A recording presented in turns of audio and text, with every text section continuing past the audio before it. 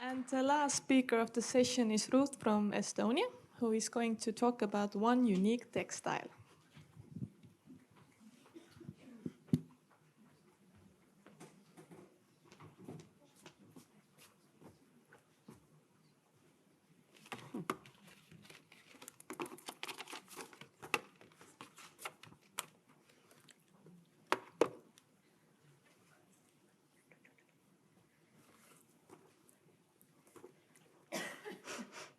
Labrid, Dargi ja Kaimini und Viesi.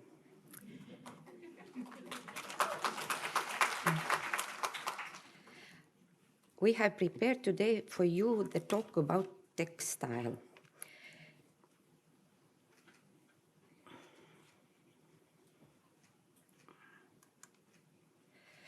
Church of Our Lady of Kazan, more known as Tallinn Kazan Church, is an 18th century Orthodox church. Today it is the oldest wooden religious building in Tallinn and one of the oldest wooden churches in the whole Estonia. The building is located in the heart of the city and is now under strong pressure from the surrounding high-rise buildings. The church was built by the order of the Peter I for the land forces in 1721, the year of the Uusikaupunki peace between Russia and Sweden, which marked the end of the Northern War. The area where the church is located was originally a suburb of Tallinn. There were mainly wooden houses with gardens. The members of the congregation were mainly soldiers and their families, as well as peasants and craftsmen. For nearly 200 years, the Kazan Church was the main Orthodox military church, and the congregation was one of the largest in Tallinn.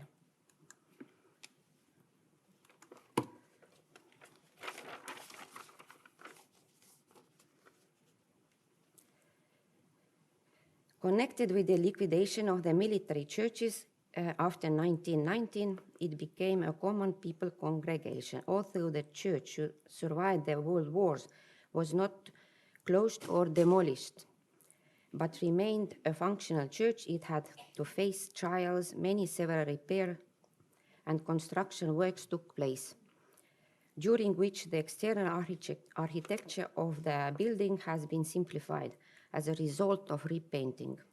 The interior has suffered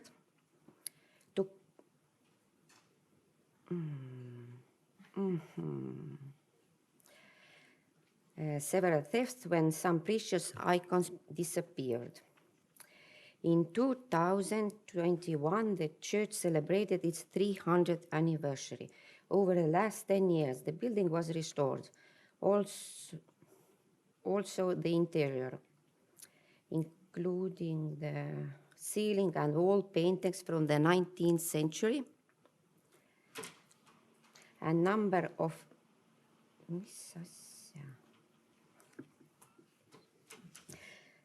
Kanut was commissioned to conserve the icon Christ enthroned, and we believe that the icon is Russian icon painting from the period of the church construction. Icon itself is, like many others, polychrome painting on wood panels. But what makes it for us unique, it is overlaid textile cover. Textile dimensions are 185 centimeters on height and 81 centimeters on width. Icon is framed under glass, and the frame is divided into 3 sections, where the bottom one has a hinge and can be opened when needed.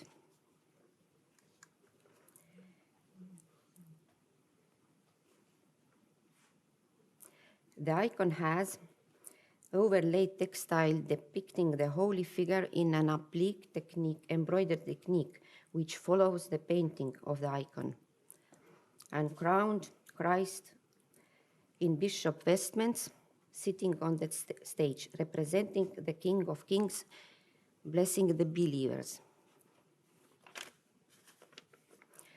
Textile cover is extremely challenging due to the construction and mixed media. The base material is off-white silk satin, on what we will find applique embroidery on 3 types of different velvet fabrics.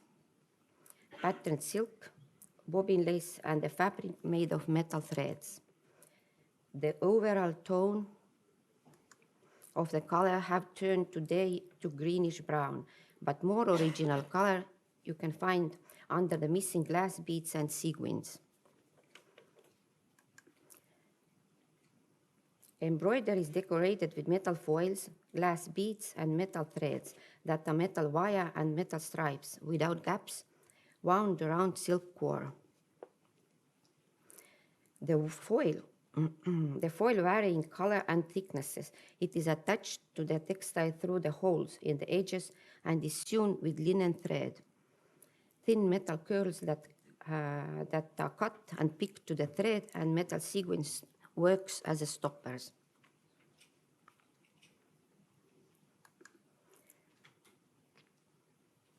Metal stripes are sewn in zigzag, making shiny line along the pattern, images, and outer edges of the garment, forming this way the decorative addition to the joining seams.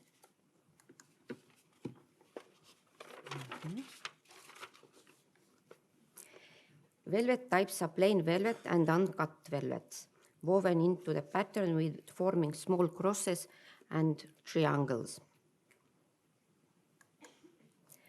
Applique embroidery images are decorated with different cut and color polished mirror glass beads. There are white, green, blue, and yellow triangle and rhomb shapes and teardrops, all fixed to the textile with linen thread and metal sequins. The hollow around Christ's head is made of bobbin lace with metal threads. Yellow foil is underneath, giving it golden glory. This added sparkle to the cover, and glow would have been gorgeous if you could imagine it in the candlelight. Embroidered silk satin is secured with linen canvas on the reverse side. The extra stripe is sewn to the created 83 centimeters wide. The embroidery stitches are made through all layers of fabric. Silk and linen backing are covered with thick layer of flower paste on the back side. That works as a protective addition to the embroidery threads. Lastly, the textile cover is nailed to the wood with decorative bronze nails on the outer edges on 18 centimeters distances and with 8 less visible small nails.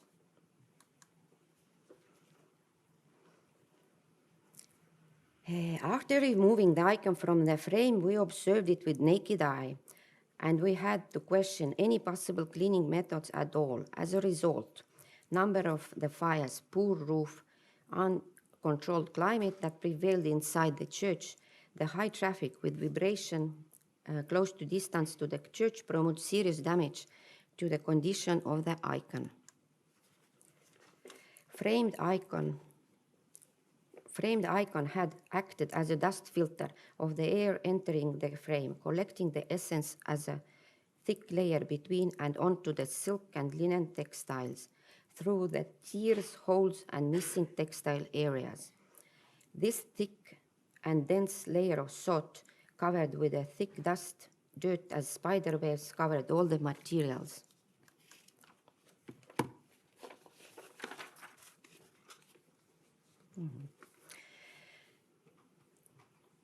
On the upper part, on the both sides of the images, there was significant damage, such as increased tear of the silk fibers. There were stains and splashes of oil that had dried out and caused the fiber impregnation and brittleness to the yarns around the oil stains. The silk and linen had become glassy, stiff and transparent. By the stress between impregnated and surrounded area fibers, damage caused breakdown of the fibers, seen as a splitting of weave structure and discoloration. Because the textile were nailed to the icon, linen stretched out under the weight of the oil, but silk fabric broke under the tension over time. After the oil was dried, the stretched textile stiffened and unwanted bumps were formed. Extremely high temperature during the fires has been intensively harmful to silk fiber. The aging, candle soot, pollution, and mechanical stress altogether made the structure of the silk become less elastic, resilient, and lead to breakage of the weakened yarns.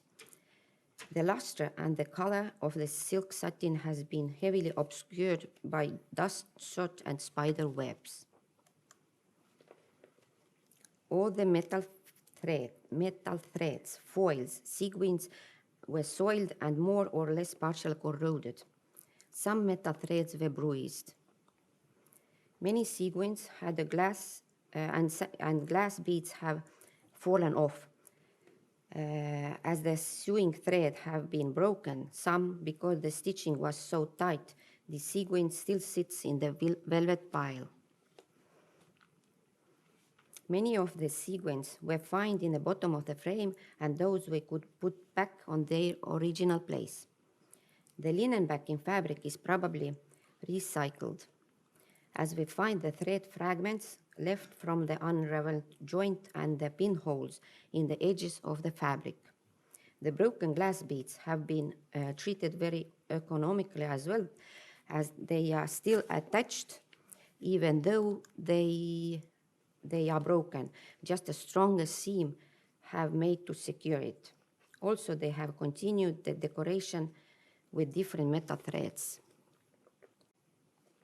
There is no detailed information about the time of manufacture of the textile cover and the possible workshop.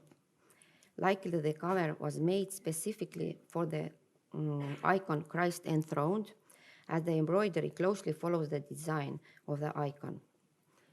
Probably was not framed in the beginning, as we can find big oil stains on it. On one of the foils we found the master's initials, and between the icon cover was found a metal medallion, presumably brought by a donator. After removing the icon cover, we observed the whole damage, and it became clear that the scope of our work was limited to the structural stabilization and compensation of visual loss of the missing silk satin areas. The first was the issue of cleaning severely embrittled fibers. The heat and soot had made the textile very brittle. It was impossible to touch the velvet at all without damaging it. The hair immediately lost its bond, separated, and fell to dust. Silk fabric and metal threads were usually little more stable. We started with the surface cleaning enough strong linen fabric, both sides, from front and back side. It was done with low suction vacuum cleaner after the smoke sponge were used, which worked quite well, and finally a cotton flannel fabric collected all remaining dust and dirt. Now we were more brave to try cleaning the other materials, silk and metal threads, vacuuming the surfaces through the protective net. It was all done from the distance so that the material to be cleaned was not touched or rubbed with vacuum cleaner nozzle. The soft and static brushes were in a big help. Then again, the remains of the dust was removed, lightly rolling the cotton swabs and cotton flannel stripes over the velvet surfaces. The glass beads, sequins, and metal stripes were cleaned with cotton swabs and thin wood sticks, immersed in distilled water and ethanol dilution. The corroded metal threads and foil were cleaned with lightly wet cotton swabs by combining working solutions of EDTA and triammonium citrate, and post-treatment was done with water and ethanol. The missing sequins fixed back with sewing, and those that were not accessible attached with paralloid B72 adhesive. Most of the cleaning and repair work processed under a microscope. For big tears and torn areas, the silk fabric, dyed to matching shade, was placed to replace the missing areas. As a result, it covered the oil stains and create better visual effect.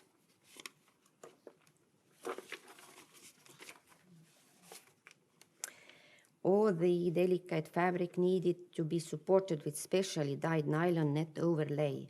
This gave back enough strength to enable it to be mounted in the frame and be displayed to the wall in the church.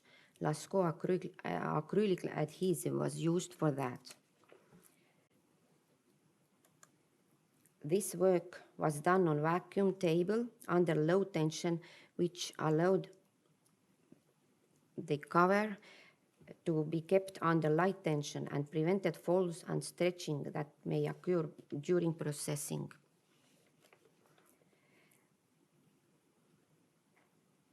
Since the icon had been hidden until it was conserved and the cover removed, its beauty and dignity were only now revealed.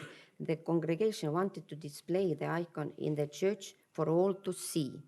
Decision was made not to cover the icon with icon cover, but display the icon's textile cover as a separate object in the church after conservation.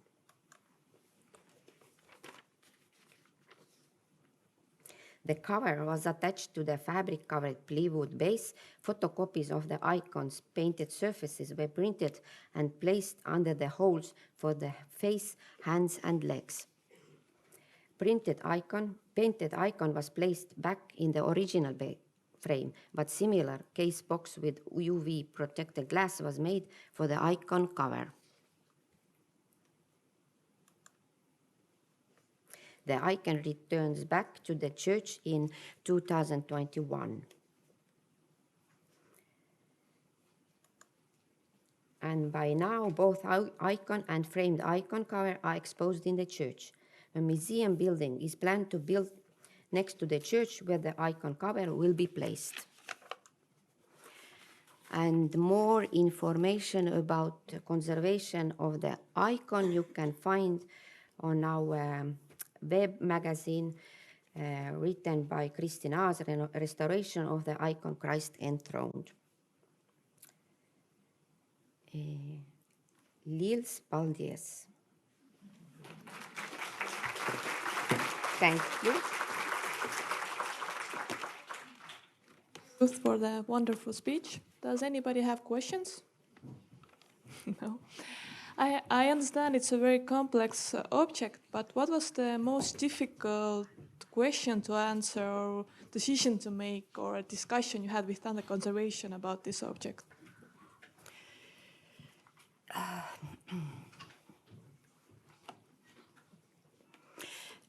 I think it was the cleaning of the icon because the thought is very hard. It is very strongly attached to any materials. So it was, I think this one was hardest to figure out what will work. Thank you. So